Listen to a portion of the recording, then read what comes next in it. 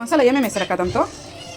చెప్పాలక్క, రెసిపీ చెప్తేనే కదా అది అర్థమవుతుంది. కారం పొడి, సాల్ట్, కొద్దిగా idli soda, garam masala. Sorry friends, current పోయింది. అట్లా వేసేస్తాను చూడండి గోధుమ పిండి. బట్ ఇది బజ్జీ లాంటిది కానీ బజ్జీలు కాదు. ఇలా చేతికి దొరికిన ఐటమ్స్ అన్నీ వేసుకొని ఫస్ట్ కలిపేసుకోవాలి. కరెంట్ వచ్చేసింది. తర్వాత నీళ్ళు వేసి కలుపుకోవాలి.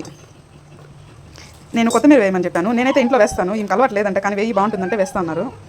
ఇంకా ఇక్కడ ఈ పొటాటోకి ఏంది ఇట్లా కొంచెం లావుగానే కట్ చేశారు. నేను కూడా కట్ చేశాను. నా వల్ల కూడా కాలేదు, ఇలా లావుగానే వచ్చింది. ఇంకా స్లైస్గా రాలేదు.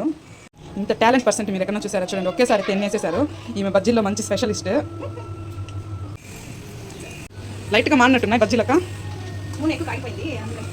ఓకే, మీరు ఇప్పుడు టేస్ట్ చేసి చూపించేశారంటే